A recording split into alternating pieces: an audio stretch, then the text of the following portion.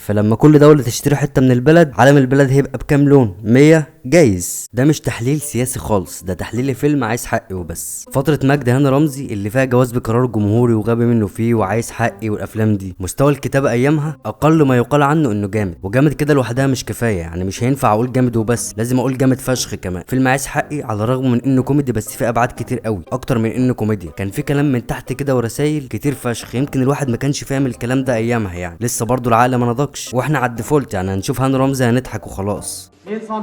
ايه ال 2 سم؟ ايه ال 2 سم؟ احنا متعودين على كده من بعد صعيدي في الجامعه الامريكيه. الفيلم ببساطه بيقدم لنا مجموعه كده من الشباب من اعمار مختلفه ومجالات مختلفه، مش كله زي بعضه برضه، يعني عندك ده مش لاقي شقه، وده بيدور على شغل، وده بيدور على مزه، محدش فاضي. ومن هنا الشباب دول اللي مش زي بعض خالص بيفكروا في فكره مجنونه بعد لما صابر بيقرا ماده معينه في الدستور المصري اللي بالمناسبه مش موجوده اصلا، مفيش حاجه اسمها كده اساسا، وبيفكروا يبيعوا نصيبهم في المال العام. بس ستوب هنا شويه وهنرجع تاني. صابر لما لقى انه له حق في المال العام دخل بقلب جامد وقال خلاص هيتجوز، وراح فندق وعمل كل اللي هو عاوزه، يمكن كل الطلبات اللي طلبها دي هو مش عايزها، بس صابر طلب كتير وافترى لاجل انه عرف انه حر وليه حق هنا، لان الفندق ده ملكيه عامه، فبما انه ملكيه عامه واي نوت ناكل ونشرب ونبرطع كمان. ولما البلد بتتعرض في مزاد مفتوح للكل والناس بتستنى نصيبها، لقى ان الموضوع مش موضوع فلوس، هنا فتحت عينه بقى وعرف انها قضيه وعقيده، وان كده هيخرب كل حاجه، وصوت الراجل بيرن لسه في ودنه. عواد باع أرض يا أولاد، مش أنا بس اللي ما عملتش توكيل، أجيال كتير ما عملتش توكيل. المهم صابر بيرجع لنفس النقطة، ومفيش قدامه حل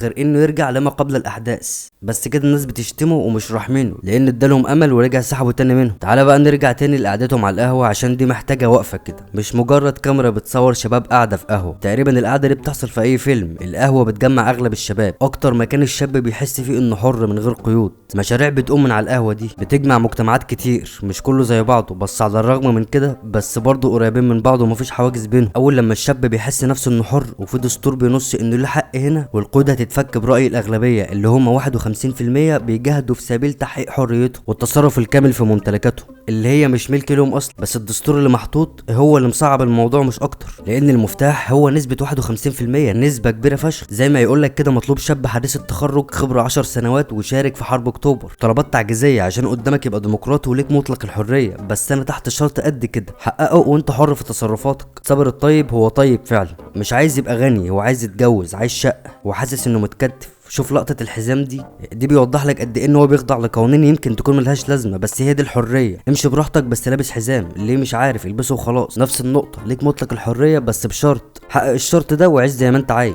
بس مين بقى اللي بيحط القوانين دي، وليه القوانين دي بتتفرض اصلا، وعلى اي اساس بتتحط؟ باختصار شديد القوانين دي شويه حاجات كده البشر بيحطوها كل فتره وبتتعدي بشكل مستمر حسب راي الاغلبيه اللي هم نسبه 51%. بالمناسبه كل حاجه قابله للتعديل بمجرد ان الفرصه اصبحت متاحه حتى لو هيحصل ايه. يعني مجتمع الشباب ده اللي منه صابر الطيب وعصام كاريكا وسامح حسين والمحامي والباقي، لما اجتمعوا على حاجه واحده بس ساعتها حسوا ان دي جايزه بالنسبه ليهم. تعال نروح لحته ابعد من كده عشان تفهمها. يعني مثلا الخنازير اجتمعوا كده ووقفوا ان قتل الاطفال مش خطيئه، فمش هتلاقي خنزير شايف انه مدان لقتل الطفل او اتنين، يمكن يكونوا بيتسابقوا على من يقتل اكتر، عايزين يحققوا سكور اكبر من التاني. وقتل الاطفال يعني جريمه كافيه تدين اي حد يعمل كده، اذا كان في الاديان السماويه او الاديان اللي مش سماويه او حتى تحت القانون الدولي اللي هو القانوني. يعني اي حد في الحياه هيدين ان دي حاجه غلط وما ينفعش تحصل، بس الخنازير اجتمعوا ان دي مش حاجه غلط، فليه لا كيب جوينج مان واقتل كمان وكمان. المهم نرجع تاني، الجايزه الكبيره لصابر انه لقى حل لمشكلته وخلاص هيستقل ويبقى عنده شقه وشغل وفلوس ويبقى حر. من وجهه نظره الضيقه دلوقتي هو ما فكرش في بعد كده، كل ده بيبص تحت رجليه، مش مهم ايه العواقب اللي هتحصل قدام، فبيستميت هو والجنج بتوعه عشان يجيبوا النسبه المطلوبه اللي هي 51%. بيبدا يجمع التوكيلات وبيبقى العدد صغير في الاول، فبيحصل عليهم هجوم، والقائد بتاعهم اللي عمل القانون ده هو اللي بيتنفخ لان باقي الشباب ماشي وراه. الشباب دول قطيع، مش هم اصحاب الفكر، هم لقوا فكره جديده ممكن تحل لهم مشاكلهم، مش ورا القائد بقى وخلاص، هو بقى يوجههم براحته او حسب ما هو شايف، ما هو بالنسبه ليهم اكتر واحد مثقف منهم. فتعال بقى نشوف صابر عايز يوصلنا لايه، يمكن لبر الامان،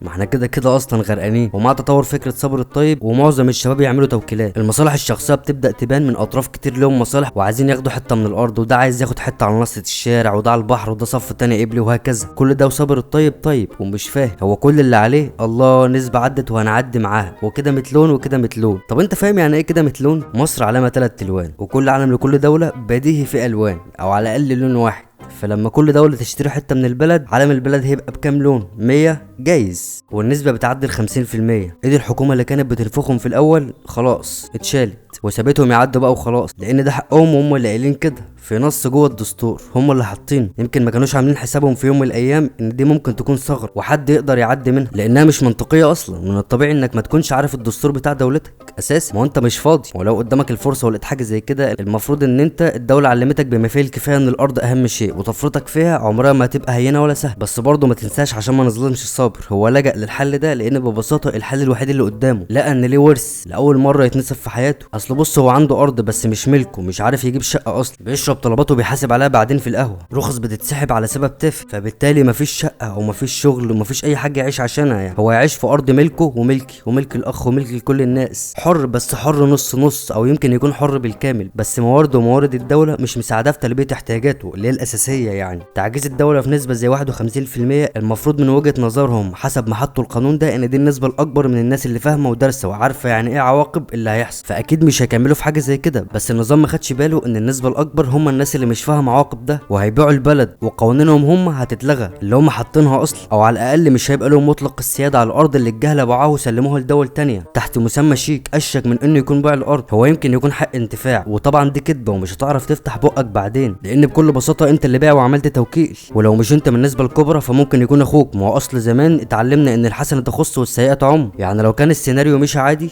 زي ما صابر الطيب كان عايز، كان ممكن ياخد نصيبه ويطلع بره على اي بلد ويبدا من جديد وكام سنه وياخد الجنسيه الجديده، لانه مستثمر في بلد تانية بتسمح انها تدي الجنسيه لاي مستثمر جاي بمبلغ معين. يعني بالعرض كده بتشتري مواطنين بس هم اللي بيدفعوا، وده مش بيع للملك العام لارض الدوله. الناس اللي هتشتري وتستثمر دي لما تاخد الجنسيه الجديده ممكن تقطع الجنسيه القديمه اصلا ويبقى عندهم انتماء لدوله تانية، بس هيبقى الوضع متغير شويه، لان هو يمكن المره دي اشترى وطن او مكان يلجأ ليه بشكل قانوني 100%، بس ما اشتراش اهل، لان كل واحد منهم عنده احلامه الخاصه، وكل واحد هيروح دوله تانية ومش هيتقابلوا تاني على القهوه. فيلم عايز حق يمكن يكون فيلم خيال علمي، لان المبدأ اللي قايم عليه الفيلم مش حقيقي اصلا، مفيش قانون بينص على كده، لان محدش هيسمح بكده. يعني حتى لو اصبح فيما بعد في القانون محدش هيفكر يعمل كده. يمكن الواحد وهو صغير لما شاف الفيلم فكر ولو مجرد تفكير في الفكره دي، وانه ينزل يجمع توكيلات من صحابه ومعارفه، بس لما الواحد كبر فهم اكتر ان الدنيا مش بتمشي كده خالص، وان في ابعاد تانية الواحد المفروض يفهمها بشكل اوسع من كده، مش بشكل سطحي، لانها ما بتتحسبش كده يا صاحبي. وفي الاخر فيلم عايز حقي ليه ابعاد تانية على الرغم من ان غلافه يبان كوميدي، بس الفيلم ممكن يكون اقرب من انه بيشرح نشأة المجتمع، اللي هي في الاول ناس خلفت وتكاثرت بقى عندهم ابناء، والابناء دي بقى لهم رأي مستقل عشان يعرضوا قوانين اجدادهم اللي اتفقوا عليها من قبل ما هم يجوا الدنيا اصلا. فبما انهم ما عصروش الاتفاقيات والقوانين اللي اجدادهم حطوها، فبكل بساطة مش مأيدينها تأييد 100%، فاصبح عندهم حل من الاتنين، يا بينشقوا عن المجتمع ده وبيدوروا على ناس زيهم عندهم نفس الافكار ويعملوا قوانين على مزاجهم هم من صنعهم حسب وجهة نظرهم اذا كانت سطحية او لا، يا اما بيسلموا للامر وبيقيدوا المجتمع بتاع اجدادهم على قديمه وبيعيشوا تحت حكم الاغلبيه، لغايه لما مجتمع اجدادهم ده يتلاشى خالص ويبقى الشباب بس هو ده الجيل الحالي اللي عايش وليه اراء مختلفه. والفيلم برضه يمكن بيوضح اكبر غلطه عملتها البشريه في المطلق، مش حد بعينه يعني او نظام معين، وهي ان المجتمعات فهمت البشر انهم احرار ولكن بقيود، لانهم لو فاقوا القيود دي هنيئا لك، زي مثلا امريكا والرينبوز والكلام ده، لما لقوا نفسهم احرار فخالفوا الفطره اللي اصلا البشر نشأت عليها. وفي النهايه صابر الطيب يمكن ما كانش فاهم اصلا مفهوم الوطن هو ايه بالنسبه ليه.